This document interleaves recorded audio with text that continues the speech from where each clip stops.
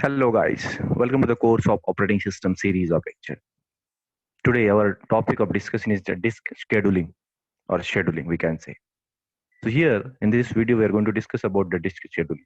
इसके पहले के वीडियो लेक्चर में जैसे हमने बाकी डिस्क के बारे में डिस्क कैशे और डिवाइस डायरेक्टरी के बारे में देखा था, now it's time to discuss about the disk scheduling basic information. इस वीडियो लेक्चर में कहीं ना कहीं हम डिस्क शेड्यूलिंग क्या है, उसके इश्यूज क्या है, उसके ऑब्जेक्टिव्स क्या है और उसके बेसिक जो डेफिनेशंस है जो कि हम उसके बाद के लेक्चर में जो हम न्यूमेरिकल सॉल्व करेंगे उसमें काम आने वाले हैं, ये सारी चीजें हम यहाँ पर देखने की कोशिश करेंगे. So let's start with the disk scheduling guys. यहाँ पर डिस्क शेड्यूलिंग जो कंसेप्ट है वो कहीं ना कहीं शेड्यूलिंग के बारे में हमें थोड़ा सा पता है कि जो अरेंजमेंट ऑफ सम रिक्वेस्ट, मतलब कोई टास्क अगर हमें करना है तो उसको कहीं ना कहीं प्रॉपर अरेंजमेंट या प्रॉपर सीक्वेंस में अगर उसको हम करेंगे तो दैट वुड बेटर. तो कहीं ना कहीं डिस्क के ऊपर जो कुछ रिक्वेस्ट आई है उस ट्रैक के लिए, उस सेक्टर के लिए, जो कि रीड राइट हेड के थ्रू या किसी रिक्वेस्ट भेजी है, किसी यूजर ने भेजी है, ऑपरेटिंग सिस्टम ने भेजी है, उन रिक्वेस्ट को कहीं ना कहीं हमें सर्विस प्रोवाइड करनी है. तो उसे किस वे में सर्विस प्रोवाइड करनी चाहिए, उसके ऑब्जेक्टिव्स क्या है, उसके बेसिक टर्म्स क्या है, ये सारी चीजें हम यहाँ पर देखने की कोशिश करेंगे. तो यहाँ पर let's talk about the basic and background about this disk scheduling guys. To use the disk by OS effectively, मतलब जो डिस्क हमारे पास अवेलेबल है उसको इफेक्टिवली या इफिशिएंटली यूज करने के लिए, और access time should be less and the disk bandwidth should be larger. मतलब उस ट्रैक और सेक्टर के ऊपर जो डेटा है तो रीड राइट हेड जब मूव करेगा तो उसको एक्सेस टाइम बहुत ही लेस होना चाहिए, और जो हमारे पास डिस्क की बैंडविड्थ है वो कहीं ना कहीं लार्ज होनी चाहिए. ये हमारा पहला एक ऑब्जेक्टिव हो सकता है उस पर्टिकुलर डिस्कशन के बारे में. दूसरा पॉइंट हम बोल सकते हैं कि कहीं ना कहीं in operating system seek time is very important. अभी सीक टाइम क्या होता है कि कहीं ना कहीं डिजायर ट्रैक के ऊपर जाके जो कुछ भी इंफॉर्मेशन हमें डिजायर ट्रैक के ऊपर पहुंचने के लिए हमें जो टाइम लग रहा है वो सीक टाइम होता है. मतलब क्या है कि ये कहीं ना कहीं बहुत ही कम होना जरूरी है. मतलब ये सीक टाइम जब एक ट्रैक पे दूसरे ट्रैक पे जाने का टाइम जब बहुत ही कम होना चाहिए. ओके, तो इस पर्पज के लिए भी कहीं ना कहीं हम इस डिस्क शेड्यूलिंग के बारे में डिस्कस करेंगे. Since all the device request are linked in a queue, मतलब डिवाइस को एक्सेस करने के लिए सबसे पहले हमें रिक्वेस्ट भेजनी पड़ती है. तो ये सारी रिक्वेस्ट जो होती है एक क्यू में पेंडिंग होती है, मतलब क्या कि एक क्यू में कहीं ना कहीं वेटिंग में होती है. The seek time is increase causing the system to slow down. तो क्यू में अगर रिक्वेस्ट पेंडिंग है तो उसको कहीं ना कहीं एक्सेस करने के लिए टाइम लगेगा. तो एक्सेस करने को अगर टाइम लगेगा तो कहीं ना कहीं सिस्टम का स्लो डाउन हो जाएगा. तो ये भी बात होनी नहीं चाहिए. तो हम इसके लिए भी कहीं ना कहीं काम करना पड़ेगा, क्योंकि डिवाइस को अगर एक्सेस करना है तो डिवाइस के लिए रिक्वेस्ट भेजना जरूरी है. डिवाइस को रिक्वेस्ट भेजना है, जिसके बाद यूज करना है, उसके बाद रिलीज करना है. ये सारे फंडामेंटल्स वहां पर available. So to control and provide the memory to all the processes, operating system uses the concept of disk scheduling. So यहाँ पर कहीं ना कहीं मेमोरी हो गई to all the processes available करके देने के लिए कहीं ना कहीं डिस्क शेड्यूलिंग का कंसेप्ट यहाँ पर आया है. ये तो हो गए चार बेसिक पॉइंट बैकग्राउंड के तौर पर है, लेकिन एक्चुअल पॉइंट जो हमारे पास अभी अवेलेबल है जो कि है कि डिस्क शेड्यूलिंग की डेफिनेशन क्या है. तो disk scheduling algorithms are used to reduce the total seek time of any request. जो कोई भी रिक्वेस्ट उस ट्रैक के लिए आई है उसका टोटल सीक टाइम करने के कम करने के लिए डिस्क शेड्यूलिंग एल्गोरिथम जो उसके वेज है, किस वे में उस रिक्वेस्ट को सेटिस्फाई किया जाए so that will get the minimum seek time. ये पहला पर्पस हमारे पास, पहली डेफिनेशन है उसका एल्गोरिथम की. दूसरी एल्गोरिथम की डेफिनेशन अगर हम बोलते हैं, disk scheduling is the process of arranging the set of requests which are waiting or pending in the request queue to access the disk. तो डिस्क को एक्सेस करने के लिए जितने सारे रिक्वेस्ट आई है और वो एक पेंडिंग क्यू में या क्यू में स्टोर्ड है, उनकी प्रॉपर अरेंजमेंट करना मतलब क्या है कि डिस्क शेड्यूलिंग है. मान के चलिए कि हमारे पास ऐसा एक छोटा सा क्यू है, एक ऐसा क्यू हमारे पास यहाँ पे आया है और क्यू में कहीं ना कहीं रिक्वेस्ट आई है. मान के चलो हम किसी टिकट काउंटर पे गए, कहीं पे कुछ बुकिंग करने के लिए गए, तो हम क्या करते हैं कि कहीं ना कहीं एक क्यू में खड़े होते हैं और जो कैसे फर्स्ट कम फर्स्ट सर्व होएगा, शॉर्टेस्ट सीक टाइम फर्स्ट रहेगा, स्कैन है, सी लुक है, ये सारे एप्लीकेशन है. तो यहाँ पर अगर कोई सर्विस देने वाला आदमी है तो ये सर्विस देने वाला आदमी इस क्यू में पेंडिंग रिक्वेस्ट को कैसे एक्सेस देगा, इसके लिए कहीं ना कहीं हमारे पास ये डेफिनेशन बनी हुई है जिसके बारे में हम देखने वाले हैं. और हम यहाँ पर स्टैंडर्ड डेफिनेशन की बात करेंगे. The main purpose of the disk scheduling algorithm is to select a disk request from the queue of IO request and decide the schedule when this request will be processed. मतलब उस request को कब हम process करने वाले हैं ये सारा डिसाइड करने का काम जो करेगा वो कौन करने वाला है, disk scheduling. So I hope guys कि डिस्क शेड्यूलिंग के बारे में पहला सेंटेंस हमको समझाऊंगा. मैं फिर से रिपीट कर रहा हूँ कि कहीं ना कहीं एक आधे डिस्क को एक्सेस करने के लिए जितने सारे लोगों ने, यूजर्स ने, ओएस ने जब रिक्वेस्ट की है उस ट्रैकर सेक्टर के लिए, तो ये एट अ टाइम सभी के रिक्वेस्ट को सेटिस्फाइड नहीं होंगी। तो कहा क्या करना पड़ेगा, हमें रिक्वेस्ट हमारे एक पेंडिंग क्यू में डालनी पड़ेगी। तो पेंडिंग क्यू में हमारे पास वो रिक्वेस्ट है, तो पेंडिंग क्यू में जितने सारे रिक्वेस्ट है तो उसको कहीं ना कहीं वन आफ्टर अनदर सर्विस देनी है। ये सारी जो सर्विस है वो डिश शेड्यूलिंग के थ्रू होने वाली है। उसके कुछ हमारे पास ऑब्जेक्टिव्स है गाइस। तो objective of disk scheduling are, तो सबसे पहला ऑब्जेक्टिव है to minimize the access time. किसी भी ट्रैक और सेक्टर को एक्सेस करने के लिए हमारे पास एक्सेस टाइम बहुत ही मिनिमाइज होना जरूरी है। My first objective of the disk scheduling. Second would be the maximise the throughput. Access time कम लगा तो कहीं ना कहीं ज्यादा से ज्यादा हम रीड कर पाएंगे, ज्यादा से ज्यादा रीड करेंगे तो कहीं ना कहीं थ्रूपुट हमारा बढ़ेगा। सो मैक्सिमाइज द थ्रूपुट, ये मेरा सेकंड ऑब्जेक्टिव है। तीसरा ऑब्जेक्टिव है to provide the fairness to all the request. जितने सारे रिक्वेस्ट पेंडिंग है पेंडिंग क्यू में, उन सभी को कहीं ना कहीं फेयर एक्सेस मिलना चाहिए, फेयर टाइम मिलना चाहिए उस पर्टिकुलर ट्रैक को या सेक्टर के ऊपर जो डेटा है उसको रीड करने के लिए। तो ये हमारे तीन ऑब्जेक्टिव्स है। बट यहाँ पर कुछ इश्यूज है guys, there are some issues of the disk scheduling. Number one, selecting a disk request from the queue of the IO request. मतलब आईओ रिक्वेस्ट में जो कुछ पेंडिंग रिक्वेस्ट पड़ी है उसमें से किसको सिलेक्ट किया जाए, this is what the biggest issue because we have to apply the algorithm. second issue is what the some disk request may have to wait for the longer time before being served। मतलब service मिलने के पहले कुछ request है उसको longer time के लिए wait करना पड़ेगा, बिकॉज ये डिपेंड करेंगे कि कौन सा एल्गोरिथम अप्लाई करना है। It's a first come first हो, तो पहले बार जो आया पहले आओ पहले पाओ, तो कहीं ना कहीं उसको सर्विस मिल जाएंगी।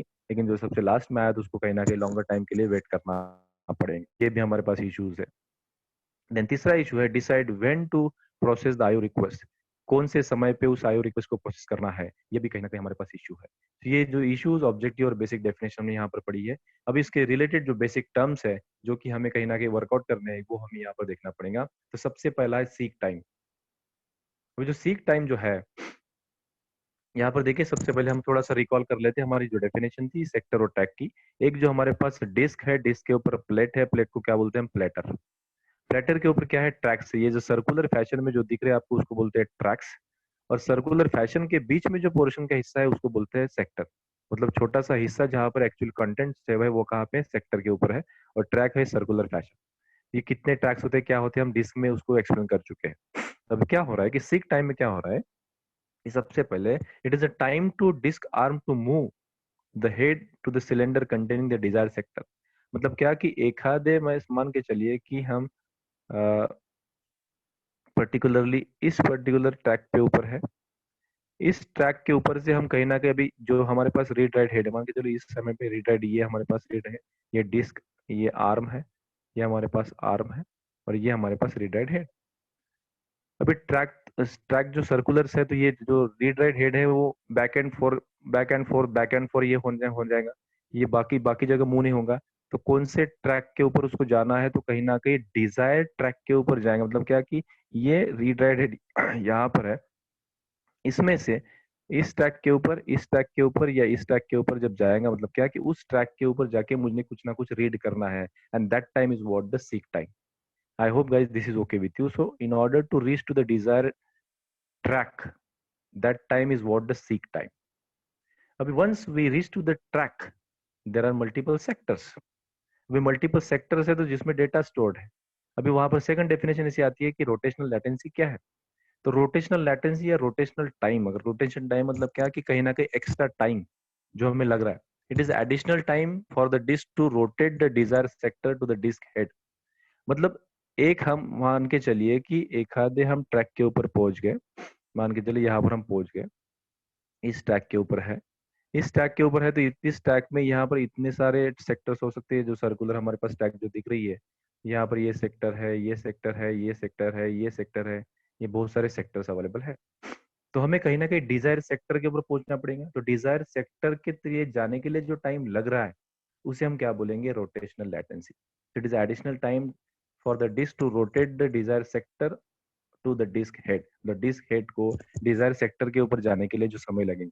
यहाँ पर दो चीजें हैं, यहाँ पर दो चीजें ऐसी है कि अगर मान के चले कि मेरा रीड राइट हेड यहाँ पर इस पर्टिकुलर सेक्टर पे है, तो उसी रोटेशन में अगर हम जाएंगे तो फुल रोटेशन 360 जब घूमेंगे तो कहीं ना कहीं एक केस हो जाएंगे, और हमें हाफ ऑफ द भी घूमना पड़ेगा। मतलब क्या कि 360 180 डिग्री में भी हमें घूमना पड़ेगा। यहाँ पे वर्स्ट केस ऐसी है कि मैं अगर इस रिक्वेस्ट में हूँ, मान के चलिए 1 से लेकर 10 तक रिक्वेस्ट है, 1 है और यहाँ पर 10 है, इस डायरेक्शन में मेरा हेड मूव हो रहा था, हम इस डायरेक्शन में जा रहे थे, तो यहाँ पे क्या हो रहा है कि 1 के बाद 2, 2 के बाद 3, 3 के बाद 4, ये 5 ऐसे सीक्वेंस में अगर जाएंगे तो कहीं ना कहीं टाइम कम लगेगा।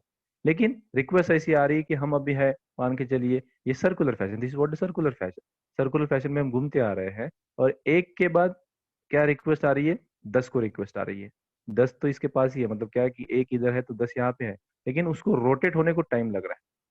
It is going to take a rotation के लिए कहीं ना कहीं टाइम लग रहा है, ये एडिशनल टाइम है जो कि रिक्वायर्ड है, जो कि वेस्ट हो रहा है, तो उस पर्टिकुलर चीज को हम क्या बोलेंगे, रोटेशनल लेटेंसी। दो चीजें, वर्स्ट केस में क्या हो रहा है कि इमीडिएटली उसके पास ही वो ट्रैक सेक्टर नंबर है, लेकिन वो रोटेशन पूरा करने समय तक उसको एडिशनल कहीं ना कहीं रुकना पड़ रहा है, that time is what the rotational latency. तीसरी हम डेफिनेशन यहाँ पर पढ़ लेते हैं कि तीसरी डेफिनेशन क्या है, डिस्क बैंडविड्थ गाइस। तो डिस्क बैंडविड्थ यह है कि it is a total number of byte transfer, जितने total number of byte transfer to the total time between the first request of the service and the completion of the last transfer. मतलब जितने सारे total number of byte transfer होंगे starting से लेकर ending तक, वो हो गए डिस्क की बैंडविड्थ। उसके बाद है ट्रांसफर टाइम।